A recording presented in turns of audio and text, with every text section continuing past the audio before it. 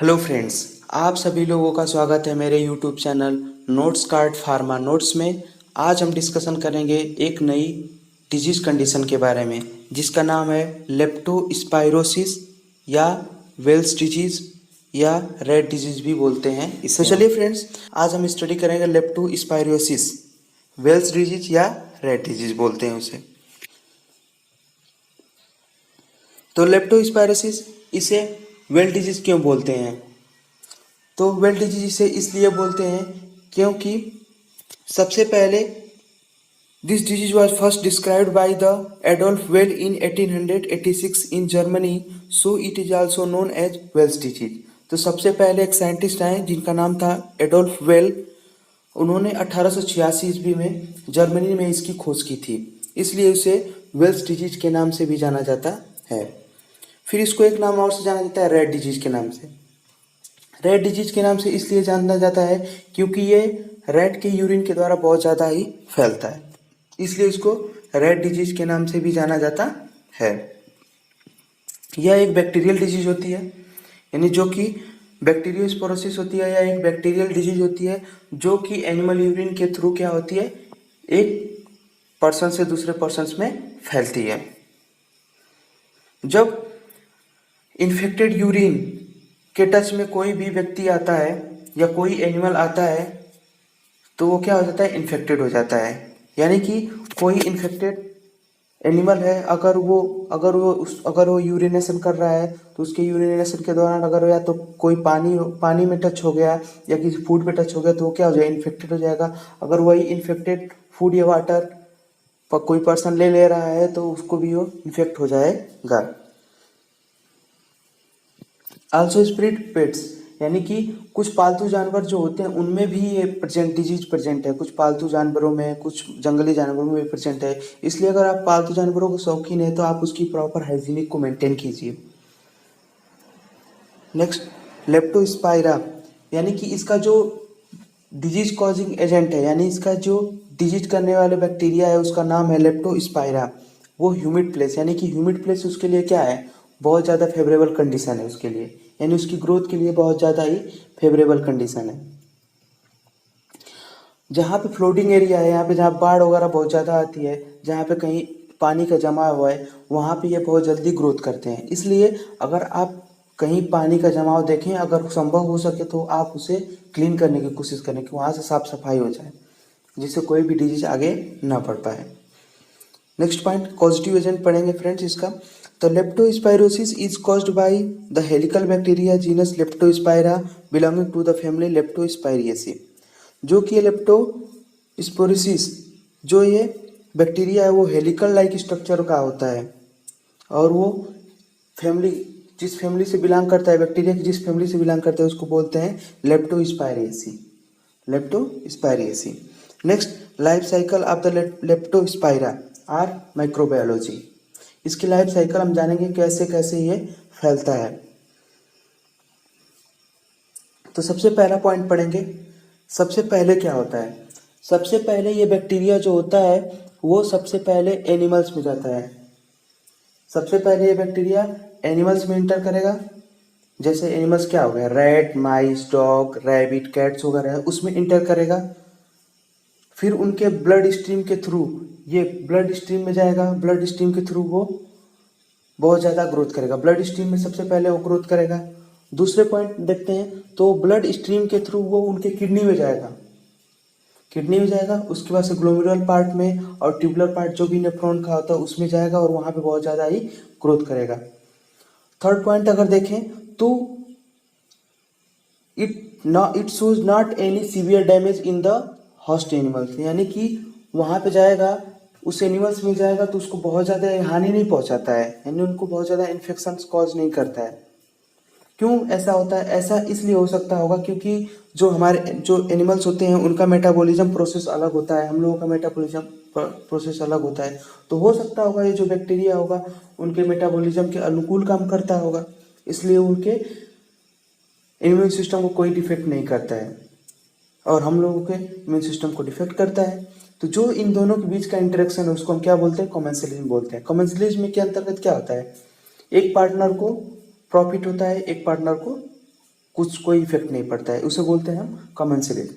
अगर next fourth point देखें तो जब ये कॉलोनी बना लिया है, यानी कि जब ये एनिमल की किडनी के ट्यूबुलर वाले पार्ट में कॉलोनी बना लिया है, तो जब ये यूरिनेशन करेगा तो वही जो इन्फेक्टेड बैक्टीरिया होंगे वो एक्सक्रीट करेंगे, यानी कि बाहर जाएंगे यूरिन के थ्रू। अब यूरिन के थ्रू बाहर जाएंगे और फिर इंटर करेंगे ह्यूमन में। अब ह्यूमन में कैसे इंटर करेंगे इसे नेक्स्ट 5वें पॉइंट में पढ़ेंगे। 5वें पॉइंट में जब human direct exposure to urine, यानी कि जब भी मान लीजिए कोई एनिमल था, जब उसने यूरिनेशन किया तो हो सकता है या तो आदमी उसके डायरेक्ट संपर्क में आ जाए, या हो सकता है यू यूरिनेशन किया पानी किसी वाटर में किया और उस वाटर के संपर्क में ह्यूमन आ गया, या कंटेमिनेट या फूड के संपर्क में उसका यूरिनेशन आ गया और उसके संपर्क में ह्यूमन आ गया, तो उसके थ्रू भी ये फैल सकता है। या सॉइल में उसने अपना यूरिनेशन किया, उसके थ्रू हो सकता है, आ सकता है। तो कई सारे कारण हो सकते हैं इसके फैलने के। अब इन्फेक्शन हमारी बॉडी में सबसे पहले स्टार्ट कैसे होगा? हमारी बॉडी में भी एक कंडीशन इसके लिए ये भी है कि इसके लिए जब तक हमारा बॉडी फ्लूइड नहीं मिलेगा तब तक ये ग्रोथ नहीं कर पाएगा।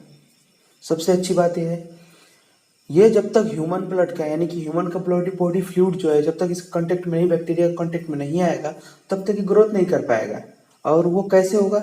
या आइज के थ्रू हो सकता है तो आ सकता है, नोज के थ्रू आ सकता है, माउथ के थ्रू आ सकता है, या उन कोई आपको चोट वोट वगैरह लगी है पैर वगैरह में, अगर आप डायरेक्ट किसी भी गंदे पानी वगैरह में आप चल रहे हैं, अगर वहाँ पे कांटेक्ट में आ गए तो आपको ये इन्फेक्ट कर सकता है। कोई कट है या स्क्रैच है उसके थ्रू आपको पहुंच सकता है। तो ये क्या होगा, वहां से ये जाएगा ह्यूमन, यानी कि हमारे ब्लड में जाएगा। अब जब ब्लड में जाएगा तो वहां पे क्या करेगा, बहुत तेजी से ग्रोथ करेगा, तेजी से ग्रोथ करेगा और हमारे इम्यून सिस्टम को क्या करेगा, वीक कर देगा। और वीक करने के बाद वो हमारे अदर ऑर्गन्स जो हैं उसमें पहुंच जाएगा। अदर ऑर्गन्स जैसे हार्ट में पहुंच जाएगा, लंग्स में पहुंच जाएगा, किडनीज में पहुंच जाएगा, लीवर में पहुंच जाएगा, ब्रेन में पहुंच जाएगा, यूटेरस में पहुंच जाएगा, यानी इन जगहों पे ये पहुंच जाएगा।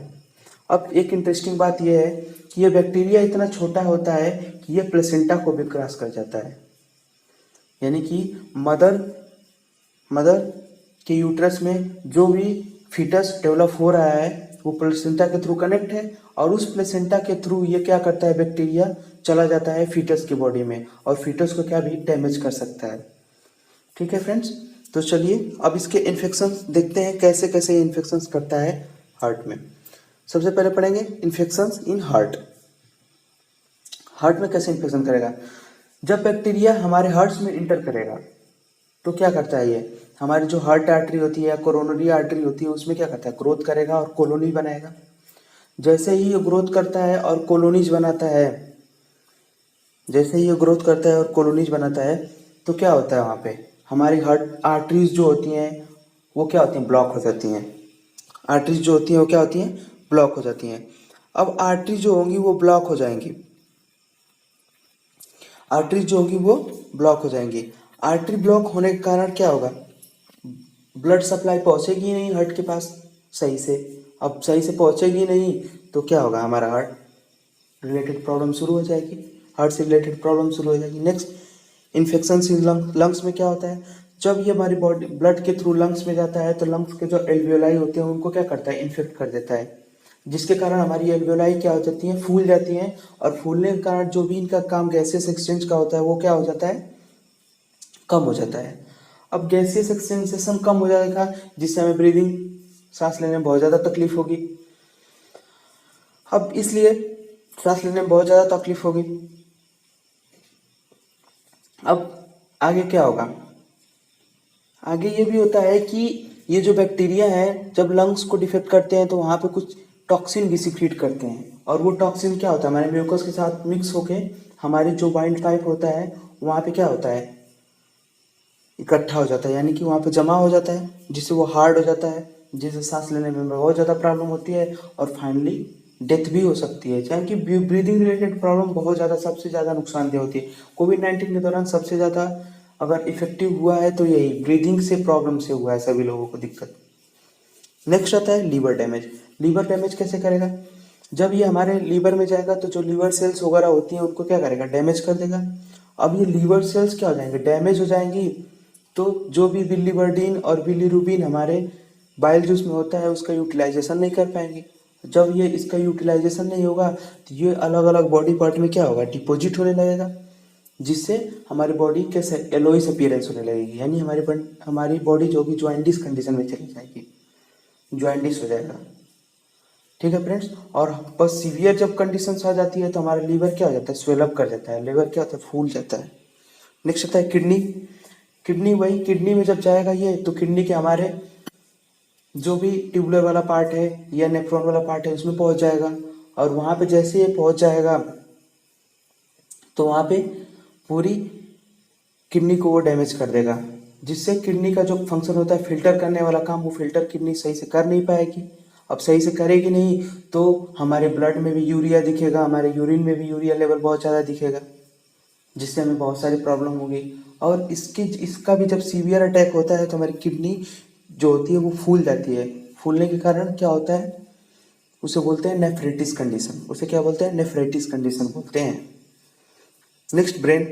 यह यह बैक्टीरिया इतना स्मॉल होता है कि ये हमारे ब्रेन में प्रेजेंट ब्लड ब्रेन बैरियर को भी क्रॉस कर जाता है। अगर मान लीजिए ब्लड ब्रेन बैरियर को क्रॉस कर गया तो ये हमारे ब्रेन में प्रवेश कर जाएगा, और जब हमारे ब्रेन में प्रवेश कर जाएगा तो ब्रेन की तो जो आर्टरीज और वेन्स होती है वो और पतली होती है, जिसके कारण जब वो कोलोनाइज होगा तो ब्रेन वो क्या होती है, जो हमारी आर्टरी और वेन होती है वो फट जाती है, जिससे बोलते हैं हेमरेज कंडीशन।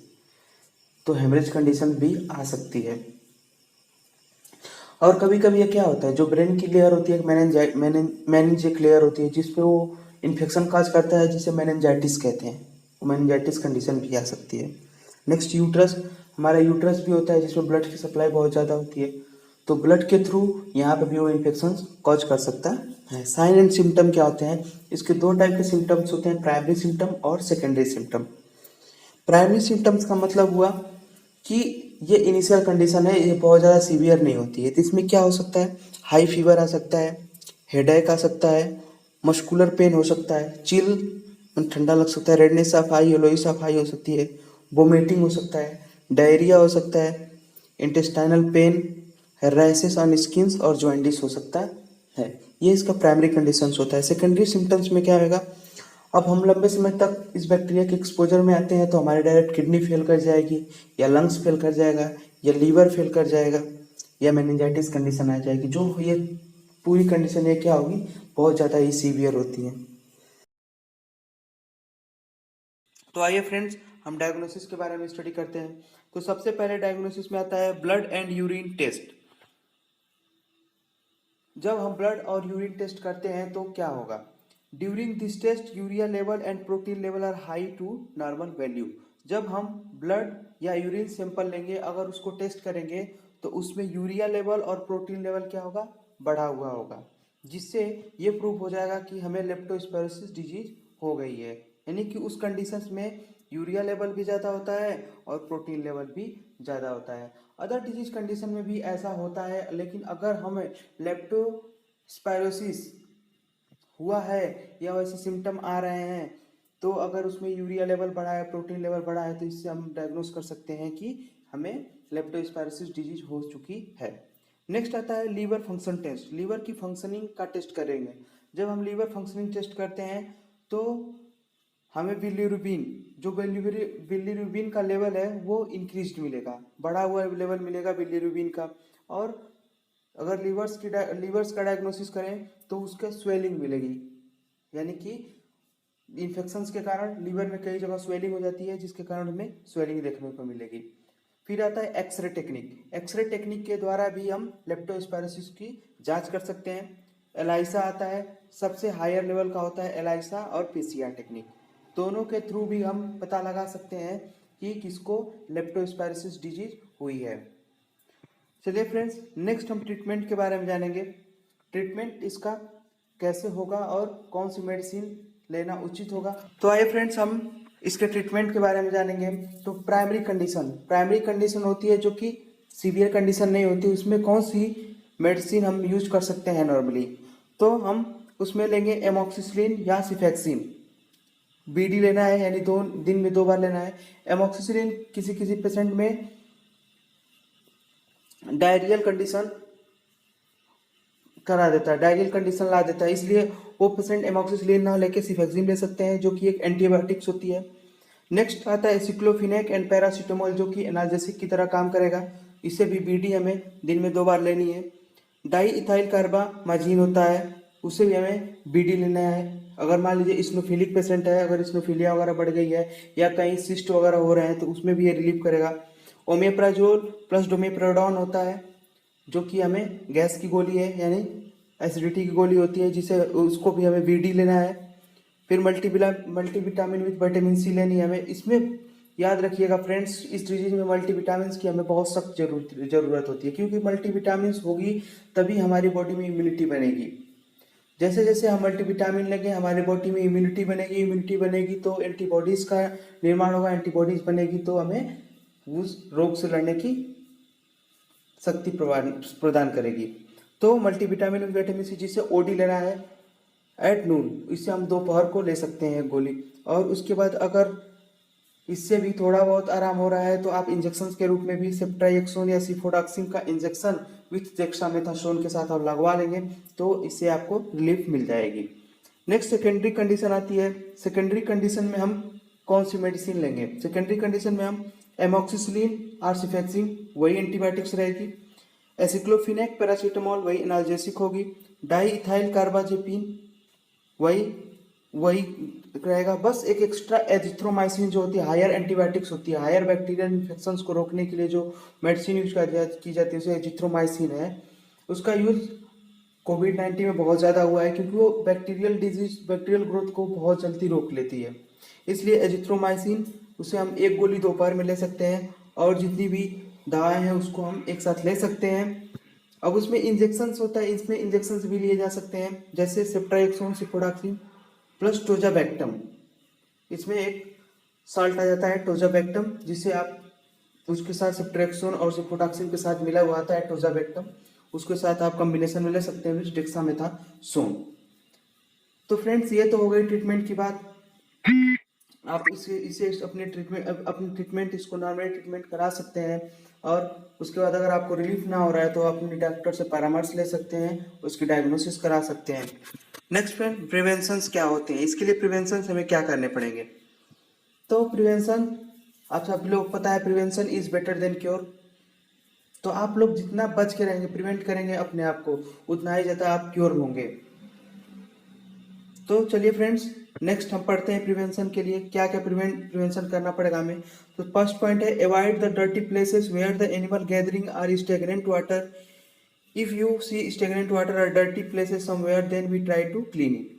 अब अवॉइड कीजिए उस प्लेस पे जाना जहाँ पे बहुत ज़्यादा गंदगी हो रही हो, या एनिमल गैदरिंग जहाँ पे बहुत ज़्यादा हो रही है, उस प्लेस पे जाने से अवॉइड कीजिए। अगर आप वहाँ पे जाएंगे नहीं तो वहाँ पे डिजीज कंडीशन कम होगी। अगर नहीं जाएंगे तो डिजीज कंडीशन होने के चांसेस बहुत कम होंगे। और जहाँ तक आपको संभव हो सके तो कहीं पे स्टेगनेंट वाटर हो या डर्टी प्लेस हो, उससे साफ करने की कोशिश करें, यानी कि अपने आसपास स्वच्छता का वातावरण बनाए रखें, क्योंकि स्वच्छता बहुत ही जरूरी है। स्वच्छता से ही स्वच्छ मानसिक, शारीरिक और भौतिक रूप से हमारा विकास संभव हो सकता है। चलिए फ्रेंड्स, नेक्स्ट पॉइंट है, you always try to wear clean and full clothes and use the mask if you are going to market और क्राउडिंग प्लेसेस।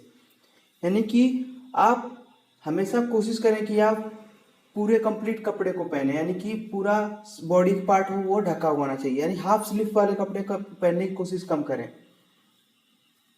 जब तक ये बारिश वगैरह का मौसम चल रहा है, जब तक ये गंदगी वाला थोड़ा मौसम चल रहा है, तब तक तो आप फुल स्लीव ही पहने। और अगर मार्केट वगैरह जा रहे हैं या किसी क्राउडिंग एरिया में जा रहे हैं तो वहाँ पे मास्क वगैरह जरूर लगाएं, अपना मास्क, सैनिटाइजर साथ में जरूर रखें। Next point, major cause in the developing area. और तीसरा पॉइंट है ये कि major cause in developing area में क्यों होता है ये मेजर कॉज क्यों लिया गया है? क्योंकि वहाँ पे रोड्स जो होती है वो व्हीकल्स के लिए बहुत ज़्यादा पर्याप्त नहीं होती। अगर व्हीकल्स जाते हैं तो उसमें पानी के छींटे आदमी के ऊपर जाते हैं, अगर कोई आदमी आसपास से गुजर रहा है तो उसके ऊपर जाएंगे, जिससे वो क्या होगा, इन्फेक्ट होगा। अब इसको समझते हैं कैसे क्या होगा। जब बारिश हो जाती है या कोई स्टेगनेंट वाटर कहीं गड्ढों में होता है, अगर वहाँ से कोई व्हीकल्स गुजर रहा है और आप उधर से ही पास से ही अगर गुजर रहे हैं तो व्हीकल्स के चक्कों से या व्हीकल से पहियों से जो भी पानी के छींटे निकलते हैं अगर आपके शरीर पे पड़ेंगे और वो पानी इन्फेक्टेड है तो आपको बहुत ज़्यादा इन्फेक्ट करेगा और आपको बहुत ज़्यादा नुकसान होगा। By mistake if fourth point, if by mistake you come in touch to the infected area the wash properly and use sanitiser और यूज डिटर्जेंट सोप। अगर मान लीजिए बाई चांस आप अगर उसके संपर्क में आ जाते हैं तो आप तुरंत उसको जाके वॉश कर लें हॉट वाटर से या सैनिटाइजर से या डिटर्जेंट या सोप के द्वारा आप उसको तुरंत साफ कर लें, जिससे डिजीज कंडीशन कम हो जाएगी। अब इसमें ये भी होता है 70% जो एल्कोहल बेस्ड सैनिटाइजर होते हैं इसके लिए बहुत ज़्यादा इफेक्टिव होते हैं, हाई टेम्परेचर भी इसके लिए बहुत ज़्यादा इफेक्टिव होता है, तो इसलिए इस चीज़ का आप विशेष ध्यान रखें। Next, avoid the outside food and fatty food, take balance diet with the full of nutrients like protein, carbohydrate, lipids, vitamins, minerals ETC. Avoid कीजिए आप बाहरी भोजन खाने, जो भी बाहरी फूड होते हैं यानी फास्ट फूड वगैरह होते हैं आप खाना बंद कर दीजिए, जिसमें फैटी सब्सटेंस भी लेना बंद कर दीजिए और अपने लिए बैलेंस डाइट लीजिए जिसमें पर्याप्त मात्रा में प्रोटीन हो, कार्बोहाइड्रेट हो, लिपिड्स हो, विटामिन हो और मिनरल्स हो। क्योंकि मैंने आप लोगों को अभी बताया कि इस समय हमें मल्टीविटामिन यानी हमें इम्यूनिटी की बहुत ज़्यादा ज़रूरत है और इम्यूनिटी कहाँ से आती है तो मल्टीविटामिन से आती है। जब हम मल्टीविटामिन लेते हैं तो हमारी बॉडी उसका यूज करती है, यूज करने के बाद प्रोटीन्स बनाती है और प्रोटीन से क्या बनता है, इंजाइम्स बनते हैं, इंजाइम से एंटीबॉडीज तैयार होती है, एंटीबॉडीज तैयार होती है तो हमें अब रोगों से लड़ने की क्षमता प्राप्त होती है। तो इसलिए इस समय बैलेंस डाइट होना बहुत ज़्यादा जरूरी है, क्योंकि अगर हम देखें पिछले समय में कोविड-19 की वजह से हमारी इम्यूनिटी बहुत ज़्यादा वीक हो चुकी है। कुछ लोगों की इम्यूनिटी बहुत ज़्यादा हो गई है तो कुछ लोगों की वीक भी हो गई है, और जिनकी इम्यूनिटी वीक है उनको तो ज़रूर मल्टीविटामिन सप्लीमेंट वगैरह लेना चाहिए, उनके लिए बहुत ज़रूरी होता है मल्टीविटामिन सप्लीमेंट लेना। तो आप बैलेंस डाइट लीजिए। Next, if you are interested in pets like mouse, rat, rabbit, dogs, cat, then maintains their proper hygiene and take care of properly and given fresh water and food। तो यानी कि अगर आप interested हैं, अगर आप पालतू जानवर रखने के इंटरेस्टेड हैं, इच्छुक हैं, अगर आपको पालतू जानवर से बहुत ज़्यादा लगाव है तो आप रखिए उसको, कोई दिक्कत नहीं है। जैसे मान लीजिए चूहा, रैट्स, रैबिट, डॉग्स, कैट, अगर आप इच्छुक हैं तो रखिए, लेकिन उसकी जो प्रॉपर हाइजीनिक है, उसको साफ सफाई करना, उसकी देख रेख करना, उससे स्वस्थ भोजन और स्वस्थ पानी उपलब्ध कराना, ये जितनी भी कंडीशन है उसको आपको फुलफिल करना होगा। अगर वो इन्फेक्ट हो गया, अगर आपने कहीं कचड़ा वाला पानी या कोई कंटेमिनेटेड फूड दे दिया, अगर वो इन्फेक्टेड हो गया, उसके थ्रू आप उसके टच में आएंगे तो आप इन्फेक्ट होंगे, आपके थ्रू कोई दूसरा इन्फेक्ट होगा, इससे ये प्रोसेस बढ़ता रहेगा। इसलिए आपको उसकी प्रॉपर हाइजीनिक मेंटेन करनी ही होगी। जहाँ तक हो सके उससे भी आपको क्राउडिंग से बचाना पड़ेगा। तो बहुत सारी दिक्कतें भी हैं, अगर आप पेट्स के लिए हैं, पेट्स के लिए इच्छुक हैं तो उसमें बहुत सारी दिक्कतें होती हैं क्योंकि उनको देख रेख करना होता है, लेकिन एक लोगों का शौक होता है तो आप शौक के लिए रख सकते हैं, उसकी प्रॉपर हाइजीनिक और उसके स्वास्थ्य का ख्याल रखते हुए।